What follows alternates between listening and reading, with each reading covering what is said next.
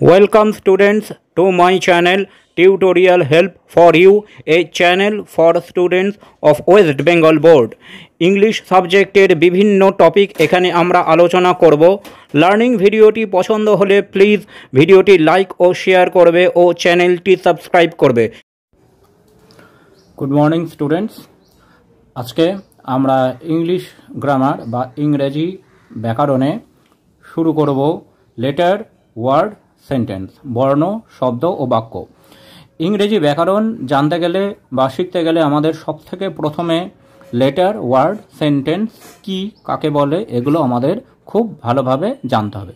তো প্রথমে আমরা শুরু করি লেটার মানে বর্ণ।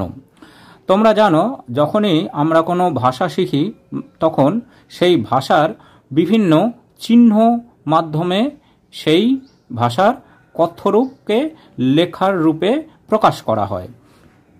তো কথ্য ভাষা লেখার জন্য আমরা বিভিন্ন চিহ্ন ব্যবহার করি। ইংরেজি ভাষায় এ থেকে জেড পর্যন্ত ২৬টি চিহ্ন ব্যবহৃত হয়।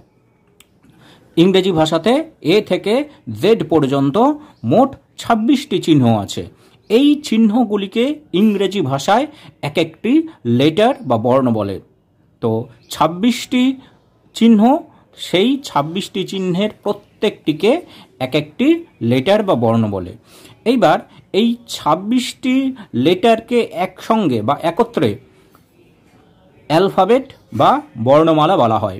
সমস্ত লেটার বা বর্ণগুলিকে একসাথে অ্যালফাবেট বা বর্ণমালা বলা হয়।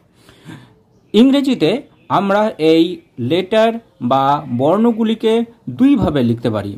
একটা হচ্ছে বড় হাতের ক্যাপিটাল লেটার, আর একটা হচ্ছে ছোট হাতের স্মল লেটার। চলো একবার দেখে নিই ক্যাপিটাল লেটার আর স্মল লেটার আমরা কিভাবে লিখি।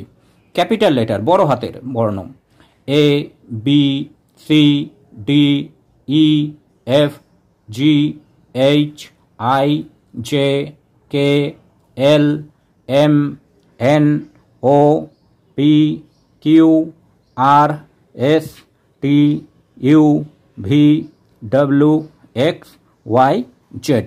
এবার স্মল লেটার ছোট হাতের A, B, C, D, E, F, G, H, I, J, K, L, M, N, O, P, Q, R, S, T, U, V, W, X, Y, Z. এই হলো এ থেকে জেড পর্যন্ত ইংলিশ অ্যালফাবেট বা বর্ণমালা।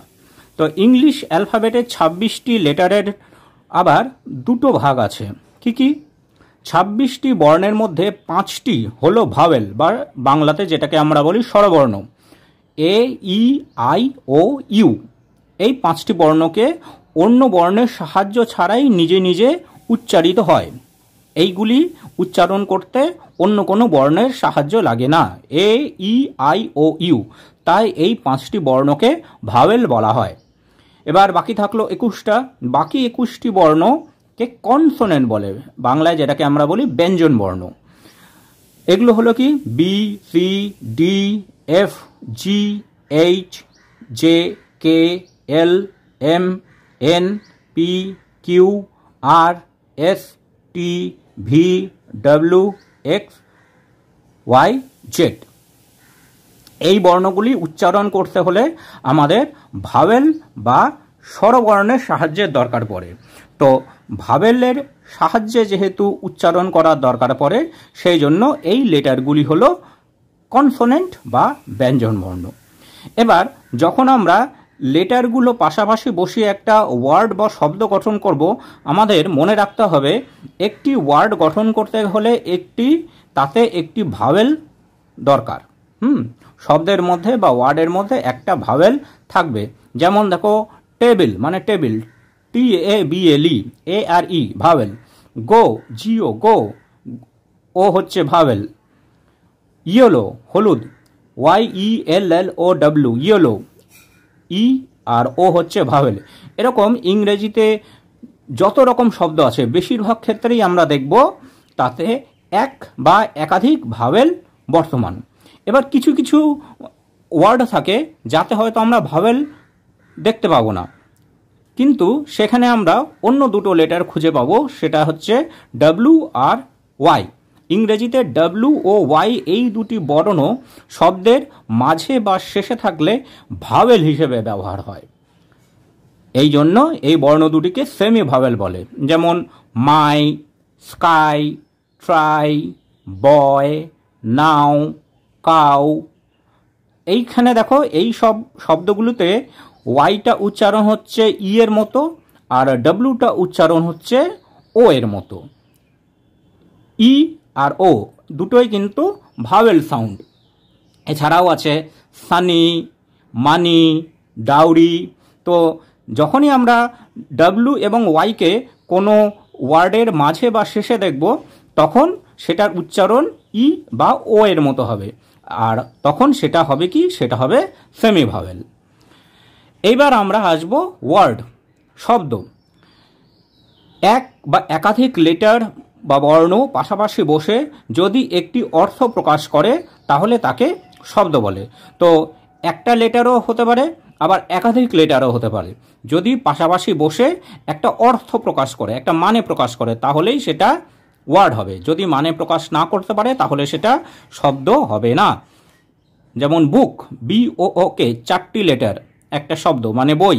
Dog, DOG, dog, 3টে letter মানে কুকুর, এটা একটা শব্দ। HOUSE, হাউস মানে বাড়ি, তো এটা একটা শব্দ। এছাড়াও আছে আই, একটাই লেটার মানে আমি। তো যখনই এক বা একাধিক লেটার একসাথে বসে কোনো মানে প্রকাশ করছে, তখনই সেটা ওয়ার্ড বা শব্দ বলবো।